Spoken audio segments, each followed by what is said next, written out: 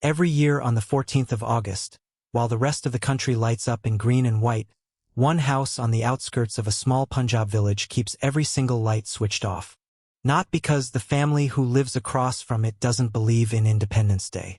Because 78 years ago, someone in that house made a promise on the night of partition that was never kept. And every year since, on the same night, something comes looking to collect it. 3 years ago, a young journalist named Hamza thought the story behind that house would make him famous. He walked in on the night of the 13th to film it for a documentary. He walked out the next morning unable to speak a single word. And to this day he still can't explain what he saw, because every time he tries, his voice simply stops working.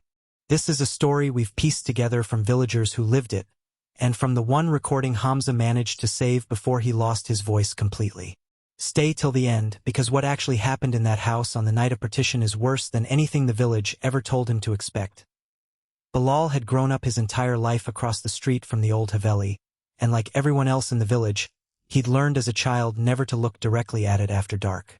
"My grandmother used to say the house isn't empty," Bilal told Hamza, sitting on his charpai the afternoon before the anniversary. "She said it's full, just not with anyone who's supposed to still be there." Full of what, exactly?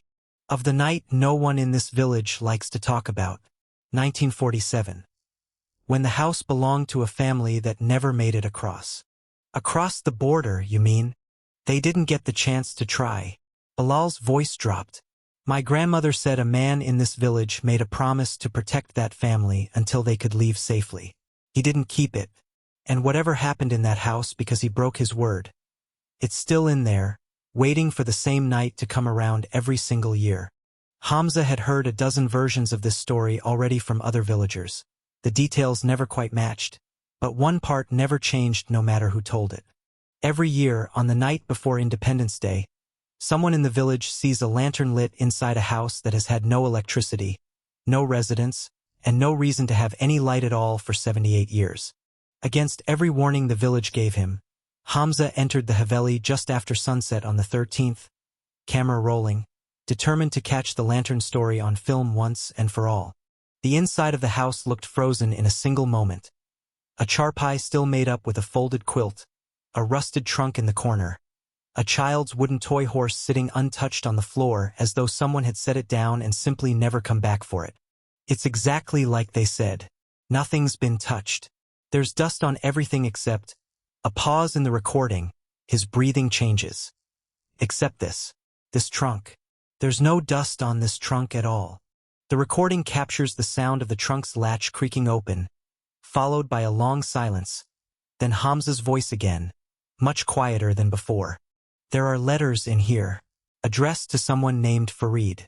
They're dated August of 1947. Is someone there? Hello? I have permission from the village elder. I'm not here to." The recording cuts to static for exactly 11 seconds. When it resumes, Hamza is no longer speaking, only breathing fast, panicked, and beneath it, a second sound. The slow, deliberate creak of the charpai in the corner, as though something invisible had just sat down upon it. "Trust me with this one night, and I'll see you safely across myself." But the night grew dangerous faster than anyone in the village had prepared for.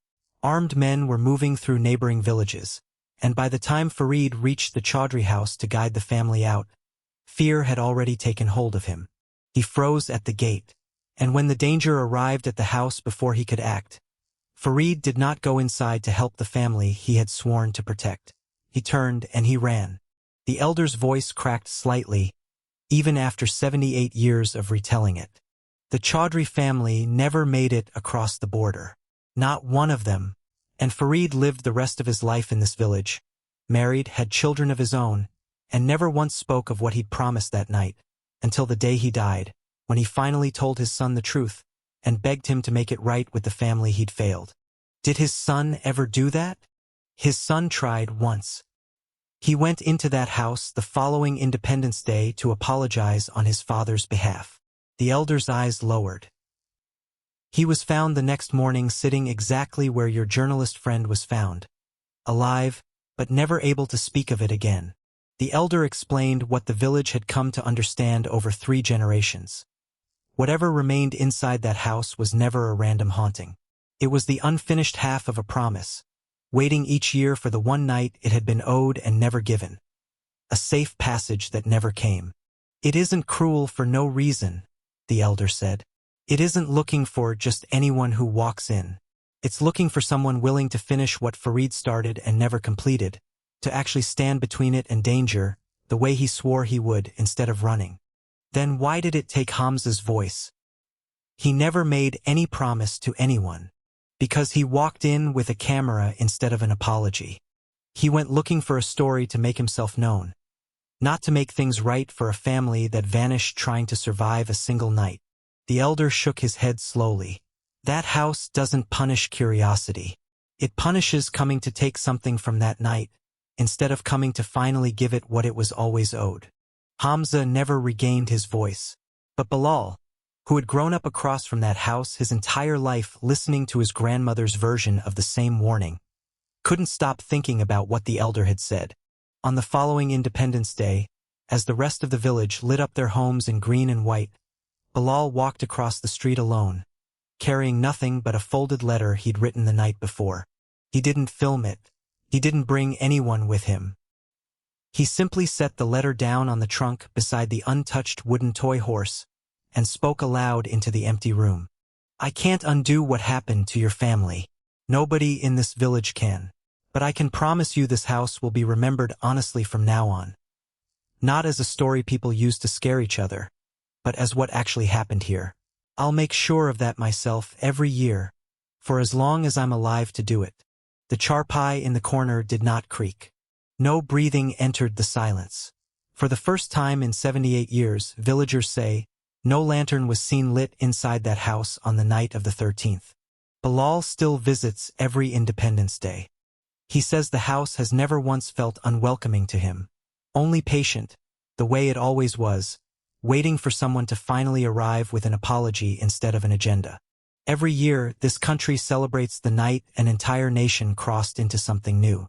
But not every family made that crossing, and some houses, villagers say, are still waiting for someone to finally keep the promise that was made to them.